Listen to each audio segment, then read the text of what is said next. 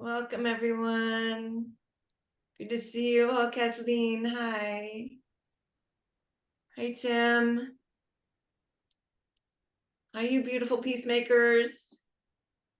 Remember to put your name in the chat and where you're coming in from. Hey, John. And Joy.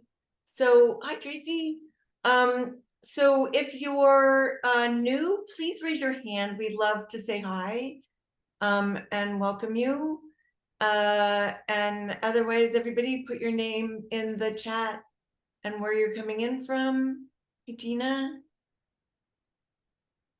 Excited for this conversation today. 'Cause I got an old friend here, so I'm excited to share him with you. Welcome, welcome. Hi, Doris.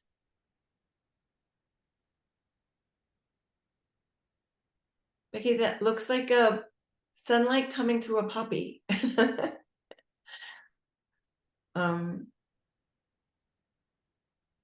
it's actually a morning glory. A morning glory. Okay, I knew it was a flower. Bad at that, but yeah, good. A morning glory. Thank you. What a great image. Images matter.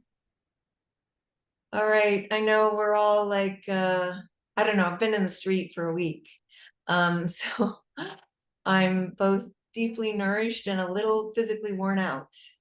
But the killing of the murder of the journalists really wrecked my whole being. Our alert tomorrow will address it, but wow. You know, we just think we can't ever, it can't get worse, and they have ways, you know, I say beyond our wildest imaginings, thank God, because we don't, our imaginations don't go there, and they never should. So yeah, but it's a reminder that systems do what they do and they escalate. So we're seeing that escalation. May our cultivation for peace also find its own escalations and interweavings and, you know, forward movements. Okay, we'll just wait a couple more minutes. I know we're competing with one other call tonight, so we've been so busy it could be we have like 3 calls on top of each other every night. People are like, where am I supposed to be? And I'm excited that a bunch of us are going to be getting together in Detroit soon for the conference on Palestine. So yay, that's looking forward to that. It looks like we have 50 Code Pinkers coming to that, along with our Detroit local, and Linda, who's not going to be here, you know, who's been part of us, also the Michigan local, did a really cool local event, you know, just going to the support of the 2 arrested Chinese students on a lie. They were called agriculture terrorists. We're having something that's in all of agriculture in the United States. So, you know, it's kind of like that weather balloon that was just a weather balloon. So yeah, scientists, we're you know, it's not pretty out there. So we're going to talk about cultivating a local peace economy together today. And why don't we start, as we always do, just with grounding yourself where you're sitting, putting your feet on the ground. It's like being here and taking 2 deep breaths to help us be present, to remember we are creating conditions conducive for life. And this deep breath, it starts there as we take it into our lungs. And then exhale. And one more deep breath into our lungs. And exhale. So just one more ask, if we have any newcomers that want to introduce themselves, now's the time to do it. And hi, Doris. Hi, welcome. Lovely to have you. If you want to just say hi and what brought you here and where you're coming in from, and you'll have to unmute to do that. You're going to have to unmute. There you go. So I've been a peace activist since I was 16 and hit the Vietnam War thing. When my church was supporting Marines, I live in Oceanside. I lived in Oceanside, and now I'm back taking care of my mom here, right next to Camp Pendleton, California. So we went round and round. My dad was a Marine and all that. And so when my church started supporting Marines in our church going over to kill little brown children because their government sucked, it like, what? I learned that Jesus loved all those children. And in my church, I was raised as a Southern Baptist, but it was a really loving place. And so anyway, I left the church and kind of took Jesus's teachings with me, but I don't like believe like in the whole shebang. But anyway, I am interested in the peace economy, and because I've been really interested in industrial hemp. And I've taken hempcrete workshops, and I just wrote a letter to Scott Kawasaki, my representative in Fairbanks. I lived in Fairbanks, Alaska for 30 years. And so I really want to see Alaska become a peace economy with hemp. And because we can grow in the midnight sun like crazy. The agriculture is really awesome up there. And I'm going to attend an international hemp symposium on the Lower Sioux Reservation in Minnesota in October. With And Winona LaDuke. huh? With What? Winona LaDuke.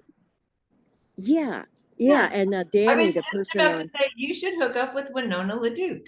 Oh yeah, she was at the hemp expo I went to in Colorado Yeah. in April, and yeah, she's doing amazing stuff. So we But call these that guys have hemp economy. She eggs. calls it hemp economy. Just like Yeah, she calls it wild rice economy. So this is fantastic. Well, welcome. And thank you. it's all about, we're here to help people off the addictions of the war economy into the practices of a peace economy. And the hemp economy is definitely a peace economy, and you're with a great community. So thank you for joining us. Welcome. Anyone, Thanks. anyone else here new? Hey, Hi, I'm Gina. Gina. Hi. I'm from Milwaukee and I've been following Code Pink. I see a lot of Code Pink in Milwaukee at a lot of the protests we've been at, especially for Gaza lately. But aside from protesting, which feels like it's on one side of the activist coin, I'm interested in looking at the other side of the activist coin and building what's next. And so hoping I can hear some of that tonight. Cool. Yeah, I think you will, because of our special guest having done this whole process. So yay. Welcome, Gina. Thanks for joining. All right, well, let's get going, because we want to hear from David. So we always start with culture, reminding us that it's all about culture and the culture that we live in, and the culture that we share is like so much the kind of life system that flows through, interconnects us, inspires us, opens our hearts. And so I had David picked a poem for us to share, and he said he would read it. I'm going to introduce him now, before he reads it, just so you have a sense of who's reading the poem. David Cobb's an old friend, like more than 30 years that I've known him and admired him and had intense conversations with him. He's the co-founder of the People's Network for Land and Liberation and the Gathering, Resist and Build. His projects are building supportive tools for cultivating the local peace economy. We're very interconnected and part of the ecosystem. He's been committed to this work for as long as I've known him, and probably longer. And he keeps asking the right questions that move him into the next level of what has to happen. One of the things I really value about him is the way he enhances the connective tissues of what we are doing together, making sure that it's growing in tensile strength. He's a great storyteller and movement builder. He sees what's needed and creates the containers for a win-win and communities, for the communities and for the future. So I'll look forward to our conversation together about the connection of community, systemic cooperation, and how to thrive in this fractured world. But may he start by reading the poem that he chose for today. Welcome, David. Oh, Jody, I mean, I'm right on the verge of tears with that introduction. I got, my therapist has taught me to say thank you. So just thank you. That really spoke to me. Y'all, the poem, when I just got so excited when Marie told me that y'all start your meetings with a poem, and I knew just the one I wanted to share. It's called The Laughing Heart by Charles Bukowski. Your life is your life. Don't let it be clubbed into dank submission. Be on the watch. There are ways out. There is light somewhere. It may not be much light, but it beats the darkness. Be on the watch. The gods will offer you chances. Know them. Take them. You can't beat death, but you can beat death in life sometimes. And the more often you learn to do it, the more light there will be. Your life is your life. Know it while you have it. You are marvelous. The gods wait to delight in you. Thank you for that light, David. Yes, that we need every day. Thank you. So a little more about David is, I knew David when I was running Jerry Brown's campaign in 1992, 91, 92, when the campaign was about, if you don't get money out of politics, it doesn't matter what you care for, money will win. Guess what? We were right. But in the process of that, we really got to see the system that is the United States of America and the corporation that is the Democratic Party, not a party, but a corporation. And, just all the duplicities behind the system. And it was then that I said, oh, the empire is dying. And we've seen the consequences of that over time. And I think I've recently realized that one of those reasons is because of the fall of the USSR that had created a holdback on the fierce running away by the capitalist system. And so there was no governor anymore. There was nothing needed to perform for, and it just got to be the worst of itself. And it continues every day to be the worst of itself, and the worst of itself, exponentially. David has always had amazing values and an amazing curiosity. So I think, one of the things, for Doris and Gina is like, and Gina's seeing like, I'm in action, but there's more than that, it's like, yes, this thing that I don't like what it's doing was actually created to do exactly what it's doing, but I'm going to shine a light on it so other people can see, and I'm going to get in its way so I can expose the violence of it. But we need to be creating something more beautiful, which is the peace economy. And that's something, David, you've always seen. So, where did that come from? What was that journey for you? And then where has it brought you? Well, thank you so much for that context and that question. I think, Jody, honestly, where I'm going to take you to is I'm going to go back to my upbringing, because when I tell people, if you really want to understand me, know my political motivations and what I'm about, there are two very important and related things. The first one is that I am a proud and unapologetic mama's boy.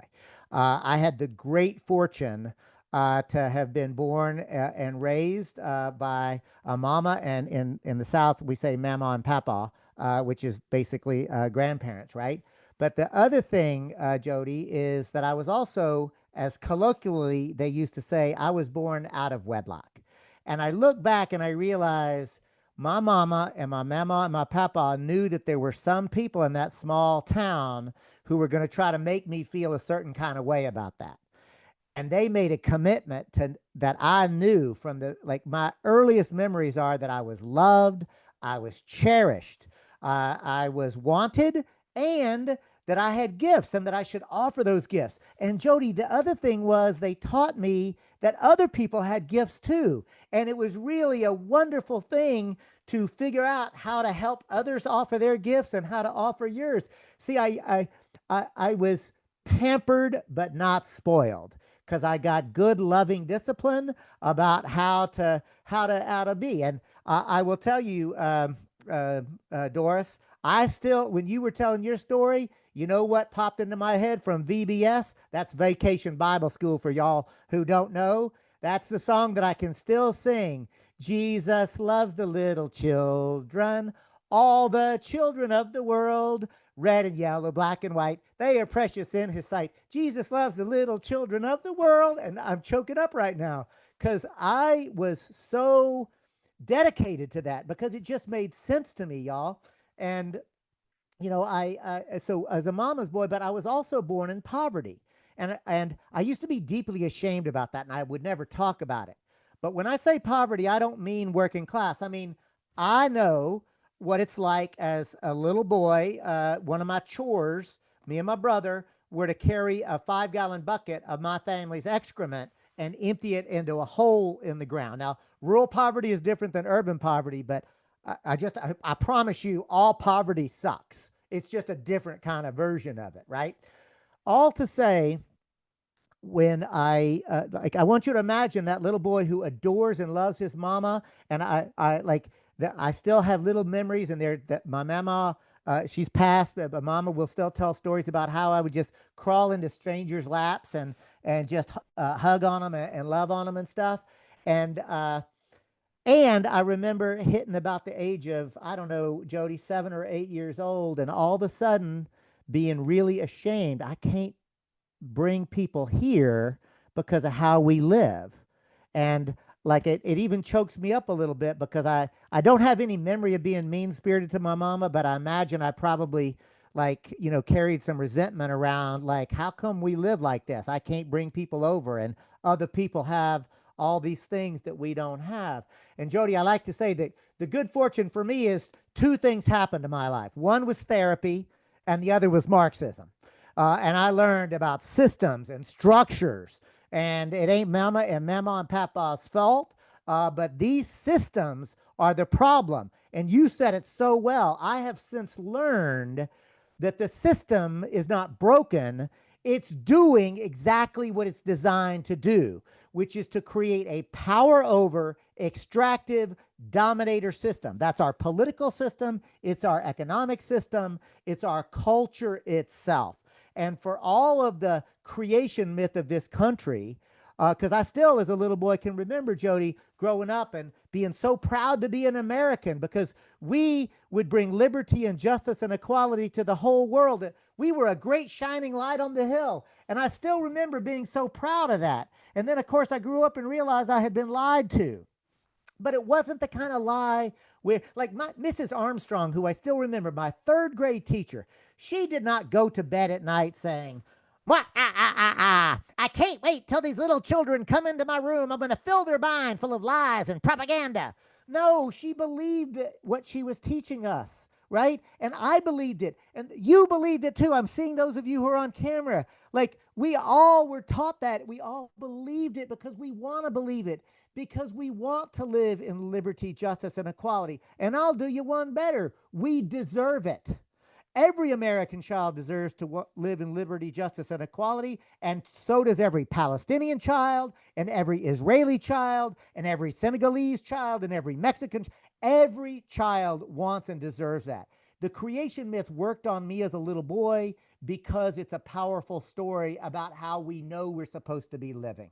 We're supposed to be living in that world. So, Jody, for me, I'll do the story real quick. I grew up. My white trash redneck credentials are impeccable, right? Like, grew up in poverty.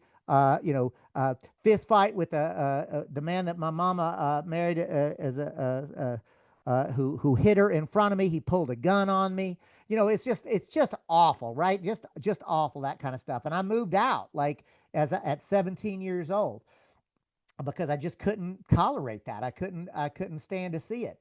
But in high school, I was in the speech and debate. I was like, I still believe, like, I knew meritocracy wasn't true, but I still bought the rest of the creation myth, right? Because of my cisgendered male body, right? I didn't have to unlearn capitalism because I knew the economic system was unfair. But I still remember finally getting into the University of Houston and getting involved in the anti-apartheid movement, where I learned for the first time, oh snap, we are not the good guys. Like actually, this empire it's not an American empire, Jody. It's a corporate empire. Like this is a different kind of phenomenon.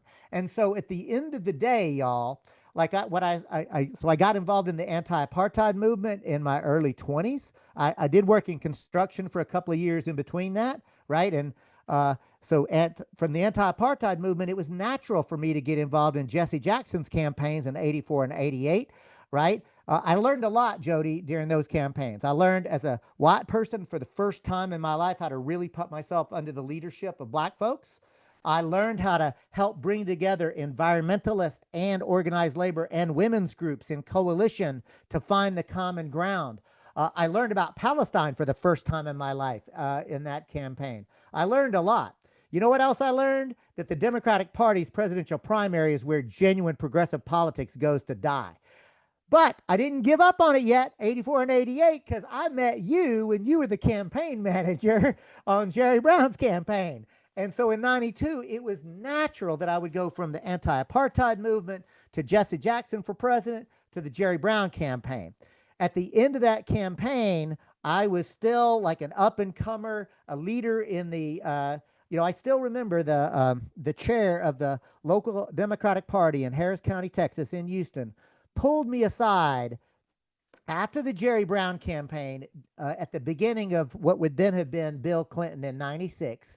And he said, Cobb, son, like you've got a bright future.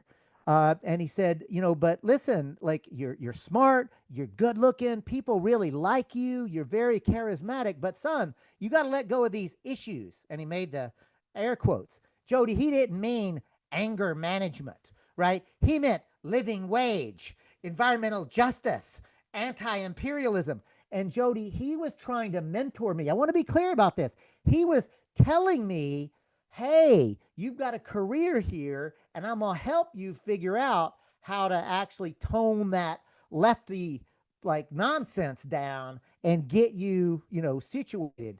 And that's when I like to say Bill Clinton turned me from a Democrat to a Green, because I just could not tolerate the hypocrisy. I realized that all of the great rhetoric that I hear out of genuine progressives, the leadership of the Democratic Party does not mean it. And I do believe that Jerry Brown meant it. I believe that Jesse Jackson meant it. I believe that Bernie Sanders means it. I do believe that. But I have come to the conclusion. Yeah, but they won't let anyone that believes it win. Exactly. Yeah, you took the words right out of my mouth, lady. That's the thing. The system is not fixed. It's rigged, right? like it's so all to say, when you ask me where I got my start, like my mama and my mama and my papa had prepared me for your campaign. Well, no, I think it's love. And I think we need to also look at how hard it is for moms that don't, that live in what we have right now, that to be able to deliver that. But we look at Palestine and we see the love of mothers and fathers.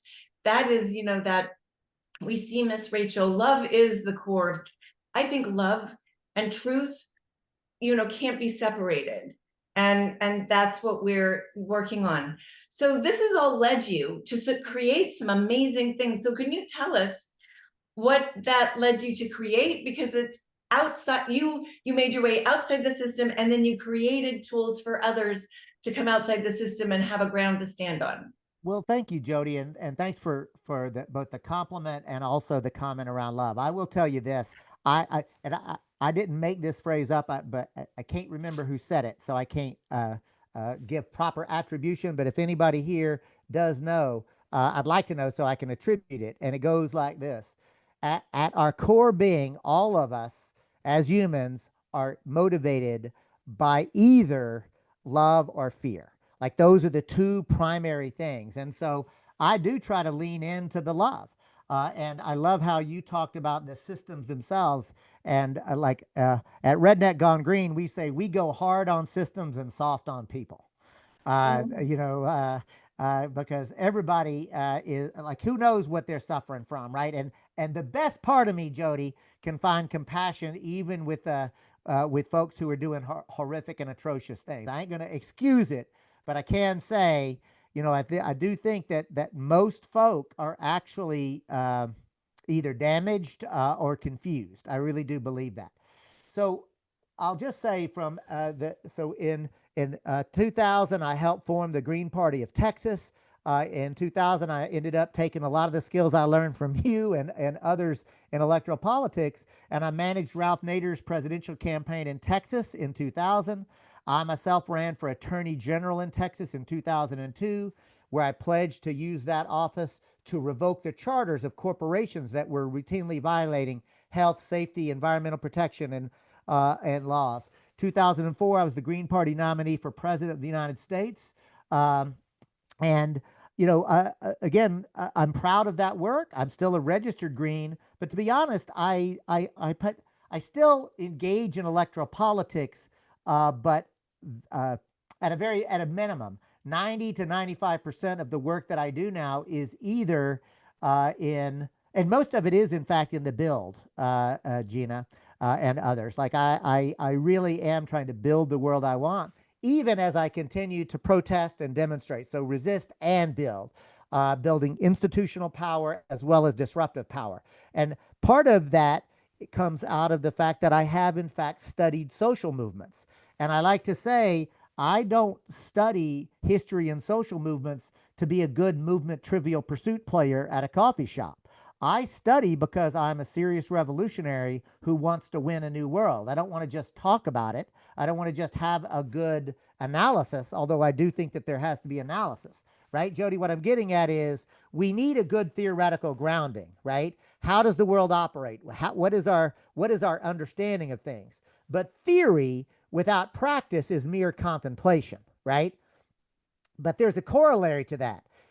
Practice without theory, that's just randomly doing shit, right? And maybe something will happen, but if so, it'll mostly be by luck. So what I have learned over time, and I know that I see this in the work that you and Medea and everybody at CODEPINK does, there's a deep theory at play and a very clear practice in motion, right? Like to actually do things. And that's part of what I have learned. And so from electoral politics in 2004, then in 2000, I helped to create actually an anarchist workers collective called Democracy Unlimited of Humboldt County. I was very active, like you, Jody, in the global justice movement of the late 90s and early 2000s. I got tear gassed in Seattle in November of 1999. I was in Miami during the police riot during the Fair Trade Area of the Americas demonstration. I was at the protest against the IMF and World Bank in DC and New York City. I mean, so my credentials as a nonviolent civil disobedience protester, like you, Jody, and like people in CODEPINK, I still believe in the power of resistance and disruption. And at the end of the day, that is not going to get us to the world that I want. I realized during that time period that even at our best, we were just stopping the worst, right? I want to live in a new world. So that's what sort of brought me into the work. Like my language is solidarity economy. But to me, the solidarity economy and the peace economy are literally just talking about the same exact thing, right? And that's what is so exciting to me about CODEPINK and the peace economy work that y'all are doing, especially that you've literally named the program and project the local peace economy, where we live, work, play, and pray. And so from there, I'll just say the next thing that I'll say is I now have the honor of serving as the co-coordinator of the U.S. Solidarity Economy Network, where we incubate both policies and practices.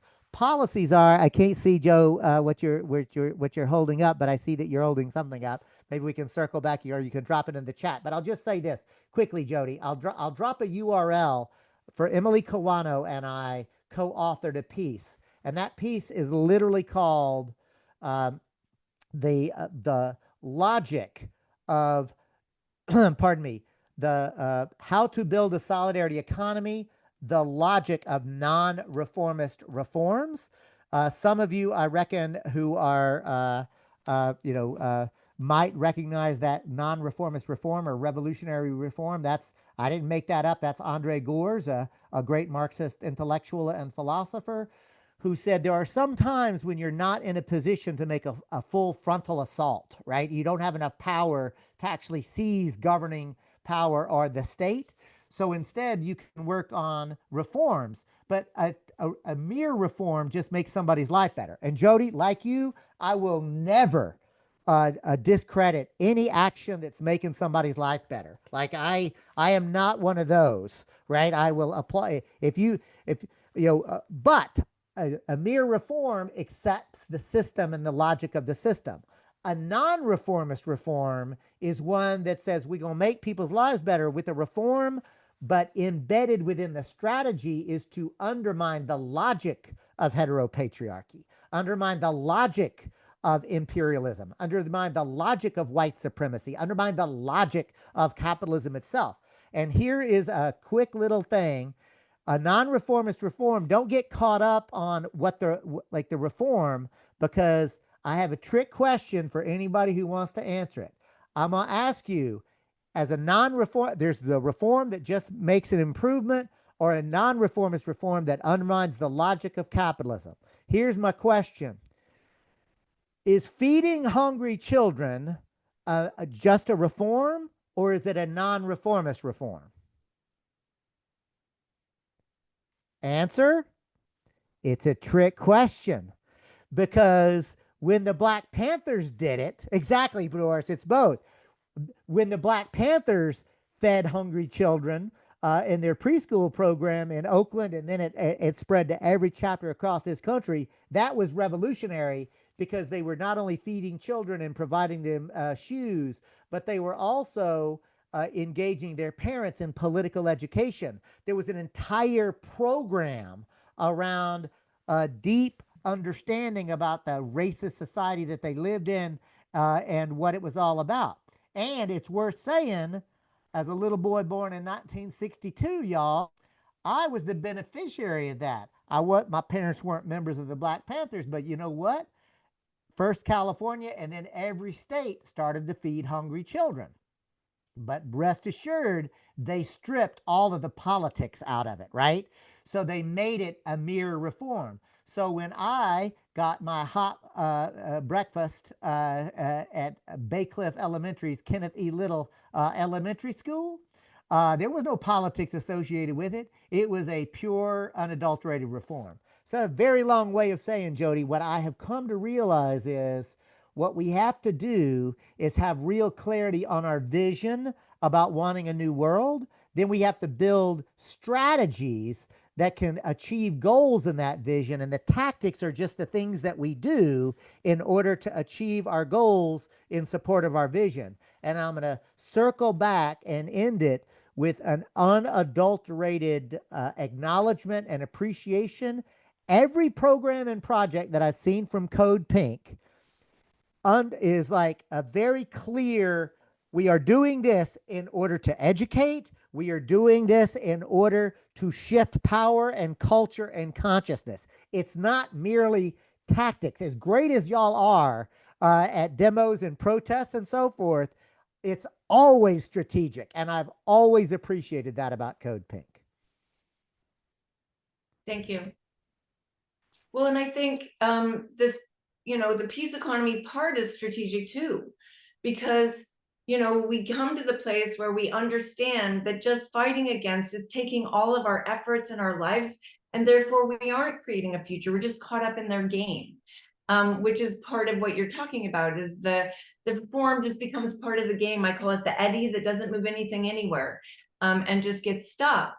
So tell us how you're moving us forward. Like, let me talk about this, just the difference a little bit is like, I just created this for my community, which is a community. Like, if we want to create peace, let's just like look at the world and know power better. So there's capitalism, which is the war economy, being able to label it the war economy, being able to understand that capitalism is violent, destructive, and extractive.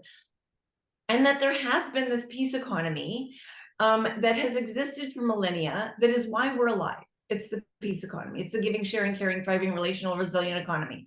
But it's been hijacked by this other economy, and it is slowly starving to death the peace economy, which therefore is life, you know? So it was more for people to be able to practice their way out, because we know that we can't get there with the tools of the problem, right? So that's a very hard thing. When we look out right now, and you know, it's like no one's coming to save us. It is a mess. It is a disaster. We have to have something that we can engage in. And it was to create these steps of just practicing a peace economy, is to practice into being a new culture. It is literally to breathe life in a thing that has been starved to death. And you know, I've said starved to death for 15 years since I've been teaching this. And we are now watching it literally starve people to death. So it wasn't a metaphor. There's no greater economy, a peace economy, than Palestine. They are a peace economy. And we are watching it starve to death. And when I said it's being starved to death, well, here we are. So it is really like incumbent on us to do this step. And a lot of us are doing that locally, but like share with us some of the ways that we can interact with you in the structures that you've created that take us into, you know, what are the tools you offer, or some of the other things that you can offer as we're practicing locally.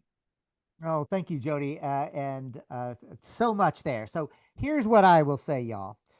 In terms of the solidarity economy framework, or the peace economy, where you live, work, play, and pray, there are certain non-reformist reforms that you can do and that you can win, and are winning right now all across this country and indeed the world. But let's just focus on the U.S. Here are some of the core things. Some of them are individual practices, and some of them are local policies that you can support at either the local or state level, right? And here they go. One, worker-owned cooperatives, which are still businesses, but they're worker-owned businesses. And in a worker-owned cooperative, it gives you the challenge of learning how to make and implement decisions in a collective feminist way, in a power with way. In fact, it doesn't work because the workers are the owners. It is explicitly a system that is not capitalist, Jody, because there is no extraction of the surplus value of the labor of the worker. So, but many people end up with doing what we call co-ops just for the sake of co-ops. So that's not enough, right? Co-ops are critical, but they're not enough. The other tool, as a lawyer, or sometimes I say a recovering lawyer because I don't practice law anymore, but I do help create community land trusts, which is a legal mechanism by which we can collectively own land. And for that, we can do it for both housing, to decommodify housing and treat housing as a human right, but also to do food production and distribution. And whether you call it food sovereignty, or whether you call it permaculture, or like how indigenous food systems, however you call it, it is still the whole idea of nurturing from Mother Earth food and both production and distribution as a right, not as a commodity to be bought and paid for it as a profit. And again, like, I don't make any bones about the fact that I think that capitalism is the problem. It's not the only problem, but we cannot have a peace economy under a capitalist framework. So we need a post-capitalist framework. So community land trust and pardon me, worker-owned co-ops. But the other part is we need art and culture. And you know, remember, like, and yes, we should make things more beautiful, but it's not just for the sake of making it beautiful. Although, again, please, more beauty and more poetry in the movement. But what I know is art is a medium by which it can move through people and through the society. I'll often say, Jody, that you have a real movement on your hands when the ideas go out of the coffee shop and even out of the treatises and the writings that people like me do and start showing up in song and dance and poems. That's whenever it's like a meme that begins to actually shift culture. And I think, frankly, again, Code Pink does it as well as anybody I know about really integrating art and culture into movement spaces. So those are things that you can do right now. You don't need the state, even the local municipal, and you can do mutual aid. There's so much that can be done just as a practice. But I also say, but let's And not. do you have tools on your website for any Yes. of these? Yes. And in fact, here, I'm going to drop this other, this is an essay where it gets all put together in the People's Network for Land and Liberation. So Jody, what I was doing is saying, here are some practices that anybody can do. I don't like to start with the People's Network for Land and Liberation because frankly, it's so well developed and so big and we're doing so much. I don't want to say you should aspire to what we're doing. And I'll talk about each one of those 6 nodes. But what I'm saying is we didn't start as the mighty oak. That we were little acorns just figuring it out, right? And building co-ops and also advocating for public banking in order to democratize finance, advocating for participatory budgeting processes, advocating for locally owned energy production and distribution models, right? Again, ownership and who actually owns, in my Marxist language, the means of production, but it just means who actually owns the ability to reproduce society is a key. And, as my mentor Richard Wolff often says, if democracy is so good in the political realm, why don't we try it in the workplace, right? That's all we're talking about, right, is economic democracy. And thank you, Doris and Joy and others who are giving thumbs up and chat emojis. So all to say, Jody, any one of these that I've just landed, public banking, participatory budgeting, worker-owned, they're all happening in different places, right? What the People's Network for Land and Liberation is doing is saying what we need to do, though, is take these projects and put it into a coherent whole and democratize the entire thing. Jody, have you ever heard scientists call them the imaginal cells of a butterfly? I love that metaphor, right? Because for those of you who don't know, I saw Jody light up and give me a thumbs up. I'm just going to say, so Jody already knows. And the imaginal cells, when a caterpillar wraps itself in its chrysalis, it's still a caterpillar inside of there, y'all. It's very clear. The science tells us that is a caterpillar still. What happens is, all of a sudden, new cells begin to activate within that caterpillar. Scientists call those imaginal cells because those newly activated cells literally have a new vision for the organism. Their vision is for a butterfly. But you know what the caterpillar does initially? The caterpillar sends out cells to attack the imaginal cells because they recognize it as a threat to the existing caterpillar. And so the caterpillar perceives the imaginal cells as a threat and tries to kill it.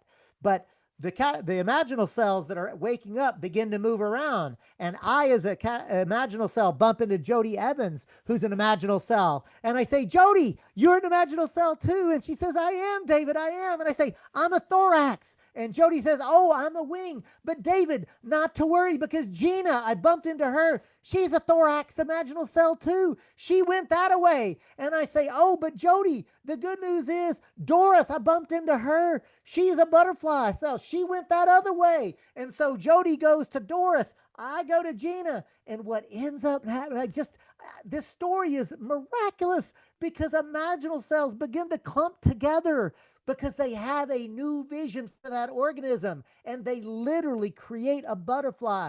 And I am here to tell you, when we do it right, We are imaginal cells. We are bumping into each other and we're figuring out a whole new vision. And I'm going to end it with this, Jody. I don't reckon that this is new. I reckon that this is a return to the pre-colonial, pre-enclosure, pre-capitalist feminist way that we existed for about 90% of the times that human beings were on planet Earth. We were in a power with matriarchal society. And matriarchal doesn't mean women dominating men. It means the sacred feminine and the sacred masculine were both respected and had a place. And these bastards who did the power over enclosure feared the sacred feminine, and that's why they suppressed it. And there's nothing sacred about the toxic masculinity that is at play here, right? Well, maybe we can also call it toxic white masculinity because it's where it came from. So 100%. I don't want to bring men of color into this that haven't manifested it in the same way. So well, some haven't. I yeah, will but tell you. only when they get pulled into the culture, which is part of what we're talking about, the power of culture. And that's why we practice the local peace economy, because then we become the tuning fork for the future. We become that imaginal cell that's co-creating this more beautiful future. 100%. And it's constantly to remember that if we don't do it, it can't come into being. If we don't connect, if we, like Doris, don't follow our dream to turn Alaska into the, the hemp peace culture, it's like, there you go, Doris, like what, like it's the tools are here, how can we help? And just, get behind Winona, she will draw you forward. She's, the angel on earth for like spreading the hemp culture.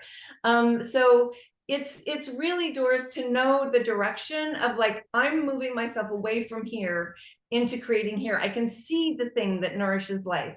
I can see the thing. Usually you can see it because it's been somehow trashed by the war economy. It's like the thing that's been resisted by the war economy is a great place to invest oneself because so it's being able to see what's been starved is the great place to be investing ourselves, to be bringing life back. And David, it's what you just said. Yes, all of this has existed forever, for millennia.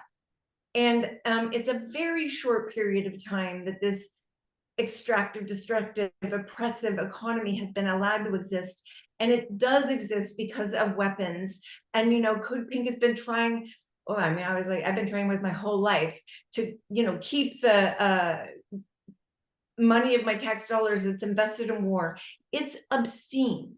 It has come to obscenity. So it's like, here we are and it's like, that's what is, that's what it does. That's what it will continue to do. And in our love and in our taking ourselves off the anxiety that is created, the confusion that is created, the chaos is created, finding that center of like where Doris was, like where you are, David, where you can articulate and bring people forward is what we can do locally. How you modeled it, how Doris modeled it from the beginning of the call. It's like, I am moving in this direction. It's like, that's the space we want to hold for our community that has values. And that's what's missing. But the values have an act. They have an act that people can engage with. And David, when you celebrate like what CODEPINK does, I think that's what we do. We, educate, inspire, and activate, because it is in the activation that we are creating the change, because it hasn't allowed that lie to exist. It for anyone that's witnessing, that lie has been bloodied, has been shown for what it is. So I know everybody comes to share with each other.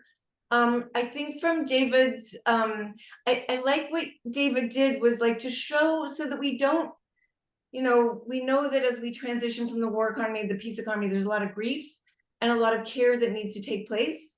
But I like David's arc in showing us, I call it the whistleblower. It's like we all from the place in our heart of compassion and empathy and desire to do good that we're born with, our nature, gets co-opted by the violence.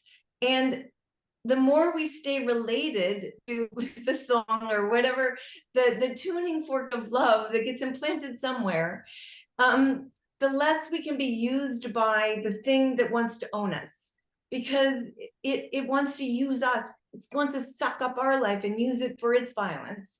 And so, but when you get to that place of like, whoa, it feels upside down, everybody's going in this direction, why am I going in that direction? I feel really weird and upside down. And it's like, we're all laying breadcrumbs for everyone to follow out.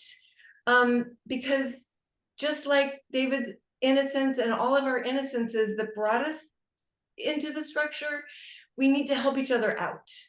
Be Pied Pipers, be laying, be teaching, and be structure, be the firm ground of beauty and possibility that people can join into, because it's a tough thing to move from here to there. And David, I appreciate you sharing that story, because it's a very American story. So that we're all in that process together. And so thank you so much. And thank you for what you do.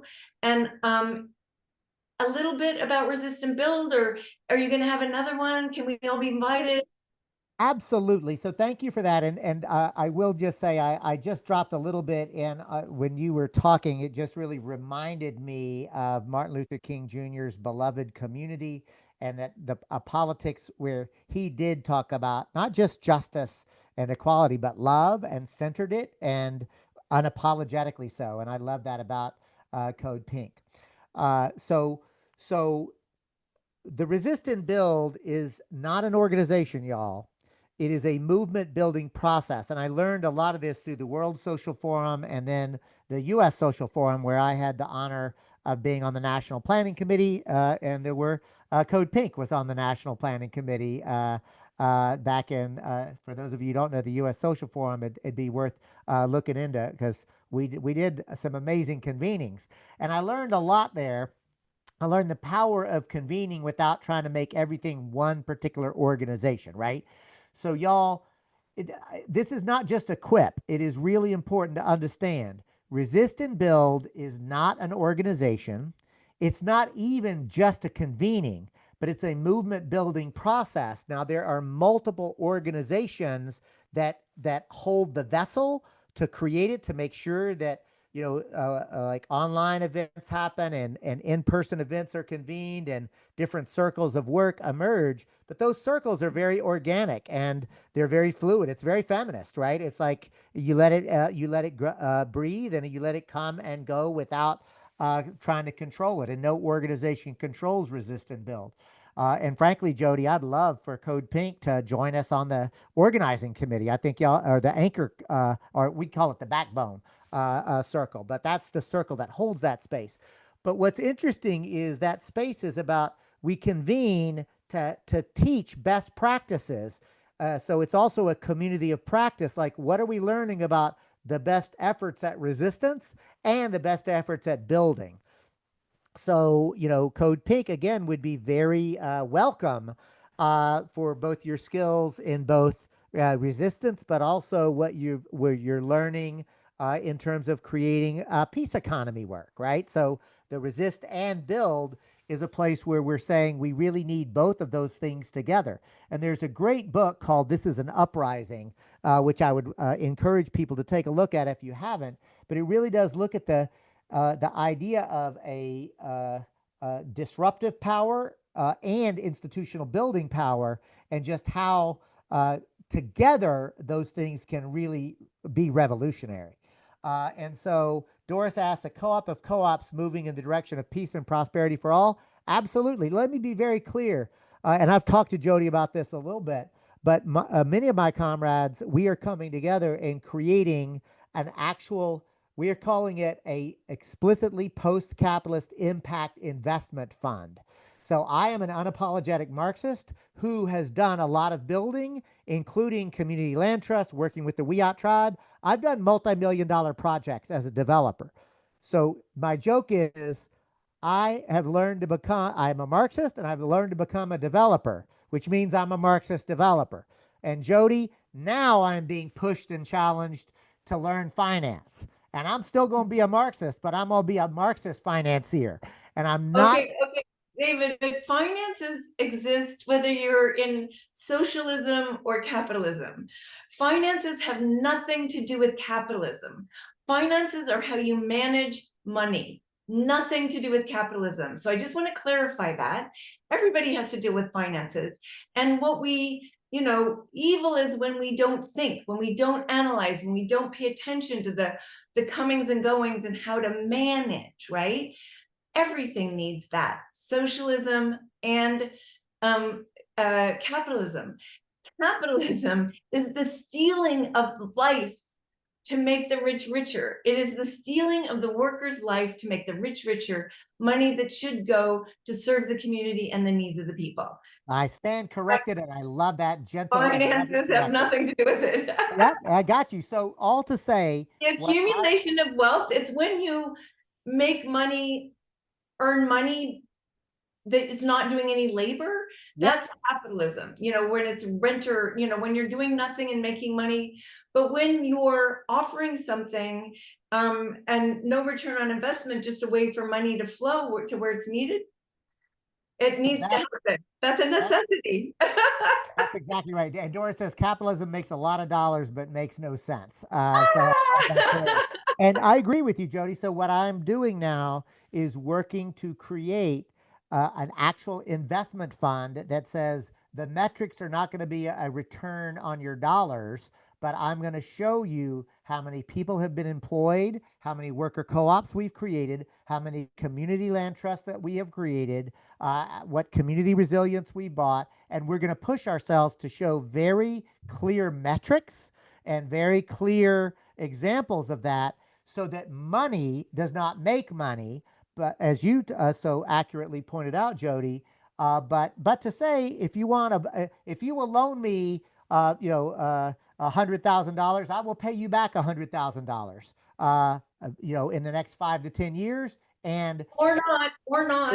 you can give it away, right? Like absolutely. Maybe it returns a little less because you're investing in a richer, more abundant community, which is the future. So you're 100%.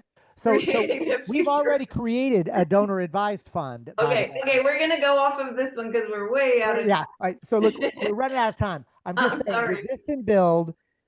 Jody and I we got caught up in the finance of it all. I'm here to say, y'all, resist and build once a year convenes in person. We were in Richmond, Virginia 2 years ago. We were in Atlanta, Georgia last year. Several Code Pinkers came. I don't know if they gave you a report or if you heard anything from it, but it was very rich. It was, we were really impressed by Code Pink. Always are, right? Code Pink folks are always on the job.